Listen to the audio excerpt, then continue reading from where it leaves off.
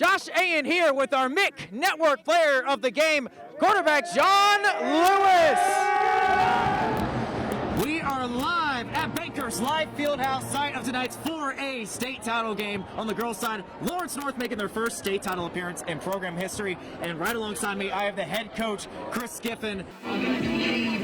Guys, I just spoke with Warren Central head coach Jason West, asked him about the key injuries with David Bell and Randy Wells Jr. It sounds like, based on what he was telling me, both starters are doubtful for the second half. The main message in the locker room at halftime, next man up. No excuses. Welcome back. Josh Ayen here with Ben Davis, assistant coach, Corey Taylor. Now, coach, this is your first year with the Ben Davis program, but a lot of guys that were on this squad 2 years ago when they made their state title run. How much have you leaned on them and their experience during this tournament run? Well, you know, guys like Jalen Wendell, DeJuan Jones, Jeff Clayton, Dom Day, they've been here before. Okay, even Jalen Wendell. Their experience is invaluable. We definitely lean on them a ton, and so they'll be here for a day as well. Now, you guys obviously played Center Grove earlier this season, came up short in that one. What did you learn from that matchup, and how are you going to apply it to today's matchup against the Trojans? For one, I think we're just a different team. I thought earlier this season, went through a tough spell. DeJuan Jones didn't play the first 2.5 quarters, so that plays a big factor. But at the same time, we feel like we've had a great week of practice, and we're ready to go. Speaking about DeJuan Jones, he was only limited to 2 points in that matchup the first time around. How are you expecting him to go against the Gatorade Player of the Year for Indiana and Trace Jackson Davis? For one, you know, Trace Jackson is a great player. He's a dominant force, but so is DeJuan Jones. I think he'll have a better outing today. Thanks, Coach. Thanks for your time. Good luck today. Thanks for having me. That was assistant coach Corey Taylor for the Ben Davis Giants as they look to get their second semi-state title in 3 years and head back to Bankers Life Fieldhouse. Not a lot of scoring action in this third quarter, but a 10-2 swing by Lawrence Central has them knotted up with Lawrence North at 34 apiece. A big reason for that swing was the defense. The ability to switch between a man and a zone got Lawrence North all out of sorts. Jared Hankins, after going for 15 in that first half, is held to a goose egg in that third quarter. After that first North Central touchdown, you could see a very fired up Kevin O'Shea on the sidelines telling his offensive lineman to be more physical, just move the defensive line, and you have to establish that running game. Obviously, that message has paid off so far after Alex Tarver getting a huge gain on second down. We'll see if it continues into the second quarter and beyond. I'm here with Warren Central coach Ken Beatty once again. Coach, you guys had 6 assists on 10 made baskets in that first half. How'd you like the ball movement so far? Ball movement was much better. Player movement was better, and obviously we hit some shots, so that helps. So pretty happy with 2 good teams fighting it all the way out. Been an absolutely fantastic ball game so far. Like you said, Coach, now Lawrence Central is out rebounding you guys right now. A lot of those rebounds coming off second chance opportunities. How do you limit that in the second half? We got to get a body on them, and a lot of them are long rebounds. They're taking long shots. They're getting some long rebounds. They're a great offensive rebounding team, so we got to get a body on them. I think we'll be okay with that. Josh Ayen here with our MIC Network Player of the Game. Number 24, Nigel Pack, going off for 22 points and 15 in the second half alone. Now, Nigel, Lawrence North had a really strong statement to open this game. You guys respond back well at the end of the first half. What was the message that Coach couldn't have for you guys in the locker room? He told us before the game that they knew they was going to come out with intensity, looking for revenge from the first game. We had to take their first punch, and we had to come back with a great counter, and that's what we did. You talk about countering against Lawrence North. How difficult is it to play an opponent twice in one season, let alone your biggest rival?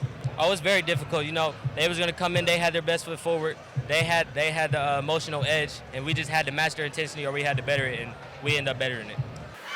Thanks, guys. Well, it's no surprise that Lawrence Central is out there playing great defense. That's to be expected with a Chris Byers-led squad. But what's more surprising is that Lawrence North has done a great job matching that intensity on the defensive end of the court. Case in point, Lawrence Central only has 4 points off of free throws in that first quarter. 0 points in transition, despite the fact that Lawrence North coughed up the ball 3 times. Hopefully we'll get a little bit more offensive action going from either side in the rest of this ball game. Let's take a quick commercial break. We will be right back. I'm here with our MIC Network Player of the Game, presented by The Factory. The man with all the football accolades, David Bell, getting his first Player of the Game nod tonight on the hardwood.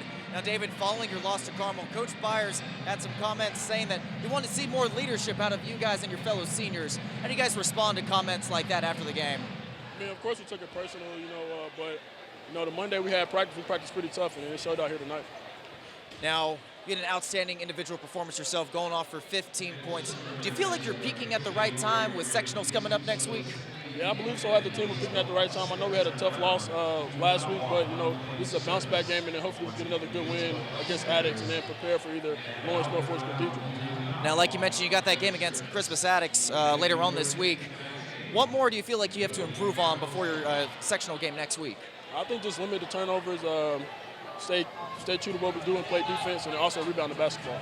Now, along with that senior night against Crispus Addicts, that is senior night. You've already went through one senior night on the gridiron. How much of an emotional night is that, not only for you, but for your teammates, your family, your coaches? I mean, it's real bittersweet. I've been here for 4 years. I put blood, sweat, and tears into this for it. So for my last time to be playing on this, it's going to be pretty amazing.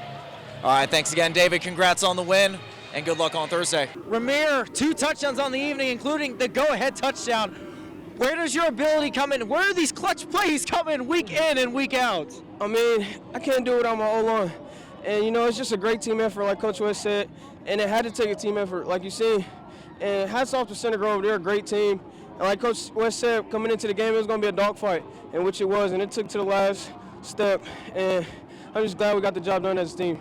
You talk about winning together as a team. I mean, the offense wasn't firing on all cylinders all night. How much credit do you give the defense for their performance this evening? Oh, man. We give the credit to all the defense. How we score points up, in the regular season, our defense get criticized a little bit. But they showed tonight that they're the best team, best defense in the MIC.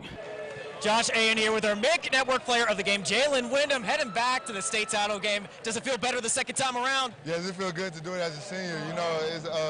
It took a lot of hard work. We came short last year, so, it feels good to be back.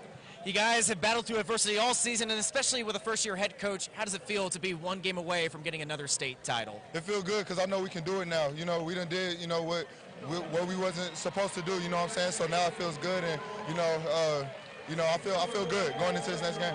Now, the game's outcome was in the balance for a little bit, and especially with DeJuan Jones being out half the game.